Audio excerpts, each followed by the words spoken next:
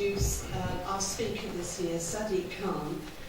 He's the MP for Tooting and was elected in 2005. He's a very well-known and well-respected human rights solicitor, was a founding partner of the firm Christian Khan, has chaired Liberty and the Fabians, and I think for me the most important thing is having been an elected councillor for 12 years, and I think it's very good grounding for politicians to be an elected councillor in Wandsworth, and of course was a minister in the last government, and now is Shadow Lord Chancellor and Secretary of State for Justice, and we're incredibly pleased that you're here. I'm really interested in what you have to say.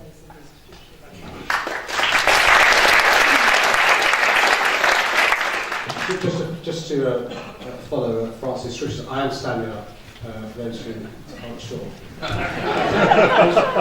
It is a pleasure to be here this evening to address supporters and members of the Howard League. Your unrelenting campaign for reform of our justice system is to be applauded. And I'd like to take this perfect opportunity of paying tribute to the hard work of Frances Crook and all in her team.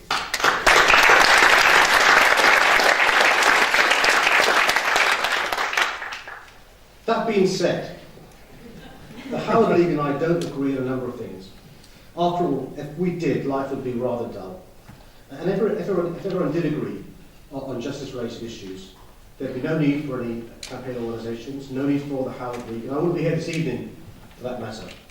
But on the other hand, if it wasn't for campaign groups and reformers, such as the Howard League and others, there wouldn't have been the progress there's been on prison reform. Reformers fighting hard to improve conditions in our prisons, seeking to maximise the opportunities for former offenders to be rehabilitated. And for those new to the Howard League or prison reform, it's worth reminding ourselves of the history in this area. Sanctions in the past for criminal behaviour tended to include the ducking stool, the pillorying, whipping, branding, and the stocks.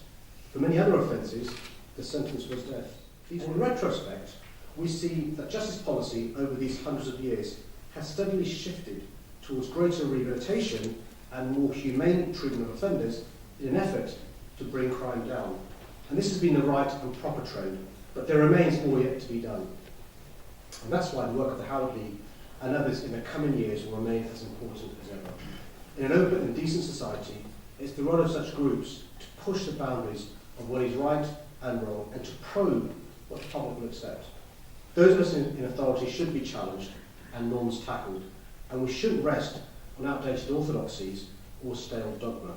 And you must never result from that role. But it's important at the same time to realise the pressures of the environment in which we all operate. We won't achieve prison reform without bringing public opinion with us. We'll waste energy and we'll waste goodwill. And that's why when leading on prison reform, it's important that we articulate clearly our motivations and justifications. Be clear about why we are proposing what we are proposing. Articulating prison reform in a context which resonates with the general public. Drawing in their support by framing the agenda in a way which demonstrates how they, their families, and the law-abiding majority will benefit. And in this context, highlighting how reforming prisons to reduce reoffending ultimately means safer communities up and down the country. But at the same time, we mustn't lose sight of how important it is to punish offenders.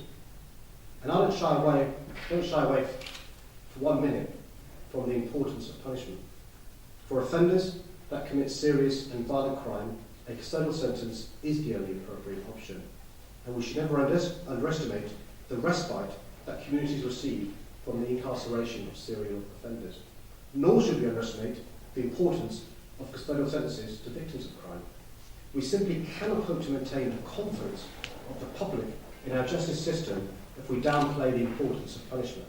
I'm determined to mould a justice system fit for the challenges of today and in the future, one which succeeds in punishing and reforming offenders, that is grounded in an honest, open and frank debate about what works. And central to this is the critical question of how we define success. What would be the measure by which our justice system can be seen to be working? Well, partly, this is answered by going back to first principles that drive the sentencing of offenders. If we ask the question, why do we sentence those found guilty of committing an offence, there's a number of reasons. It's punishment, it provides retribution for victims of crime, it protects the public, it allows the opportunity to reform offenders and to prevent reoffending, and custodial sentences provide respite for communities blighted by crime, generating the public support we need to deliver the genuinely reforming justice system we all want to see. And in order to help deliver this, I've already launched a justice policy working group grappling with many of these big issues, and Francis has already been along on one occasion to talk to us. Reporting next year, we'll be interrogating many of the issues which underpin success in punishing and reforming offenders. So I lay down the challenge to the Howard League and to others in the room tonight. We want to hear your views. We want your honest and fair opinions on what works in reforming offenders and supports reduction in reoffending. My approach to our justice system is founded on two interlinked imperatives: an economic imperative and a social imperative. Socially, our duty as progressives to work with those trapped in deprivation.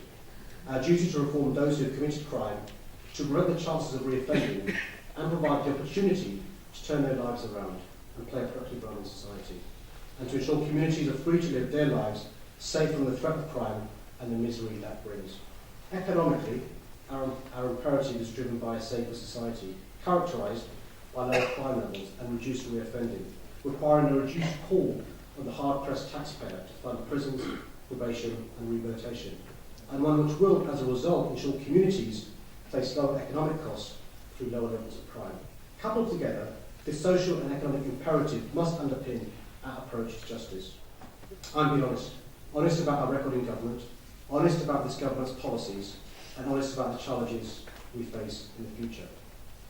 But I remain, Francis, positive and enthusiastic about the scale of this challenge, and I look forward to working with you all in building a justice system that successfully punishes and reforms offenders. Thank you very much.